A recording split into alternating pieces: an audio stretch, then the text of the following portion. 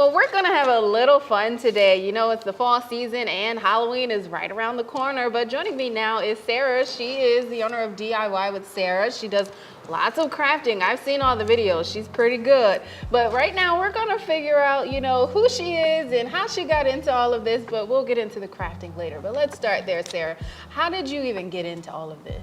So I started my business in 2014, just flipping furniture when that was kind of a new thing. And I quickly learned that I just loved having a paintbrush in my hand. And through the years, we've had retail stores and we continued to do furniture. And when COVID hit, everyone was just kind of forced in the online space. And I started just doing little crafts on my Facebook page just for fun, things that I was doing.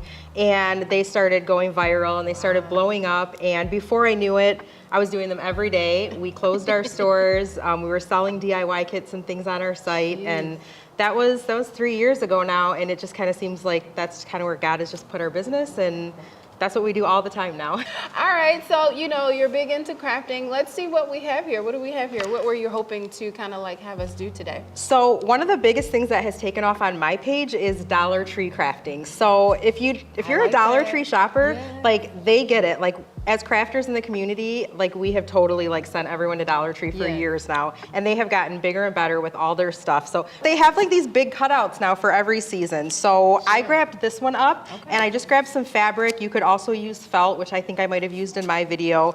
And I'm gonna take this and we're just gonna make kind of a fun fabric jack-o'-lantern. And then the good thing about paint is like you can kind of paint over it and start over, you know, essentially. 100%. Like if I wanted to turn this black next year, not only could I just turn it over because it's double-sided, but I could also just paint over it. Well, how does that feel that you've been going viral because of your projects?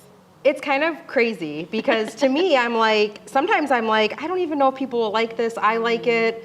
And then that'll be the one that goes viral. Or there'll be a video on my phone that I'm like, I'm not gonna post that. Everyone's gonna think this is so dumb. And then it'll be like a huge video. Okay, so you said a long one and then 2 squares? Yes, let's just do 2 squares for like, or I guess we could do 2 long ones. I guess I could cut it up a little bit here. Okay, I was gonna say that one might be easier to cut with this line here.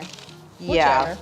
And then we're just gonna, my hot glue gun. We're just gonna take some hot glue and we're gonna just put it here before we lay it down. Let me measure here. And you can always, actually, this might even be good enough for the whole piece now that I'm looking at it. Oh, look at that. You're all done. I'm gonna use some Posca pens. These are just paint pens that I grab on. You can get them at Walmart or Amazon or whatever.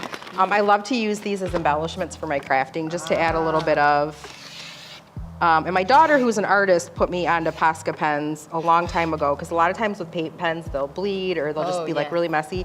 And these are like the ones I see on TikTok. They're like all over the market and they're so amazing. And how fun is this? Like, we didn't time it out. Obviously, we were talking, but you know, essentially, how long would this have been? If we weren't sitting here and talking, I mean, probably 5 minutes, really waiting for my glue gun to heat up and the paint to dry. Like, it's just so simple. And you could do so much. I mean, you could add a big bow here if you're a bow person. You could put ribbon around it. You could add moss. You could, I mean, that's the thing. You can take, if you like this, but you're like, well, I would do this or I would do that. Because let me tell you, when you're on Facebook crafting, you get a lot of opinions. And I'm always like, this is just a blueprint. You do your thing. Whatever spurs joy in you, you add that to your project or do it. All right, thank you so much, Sarah. You are so welcome.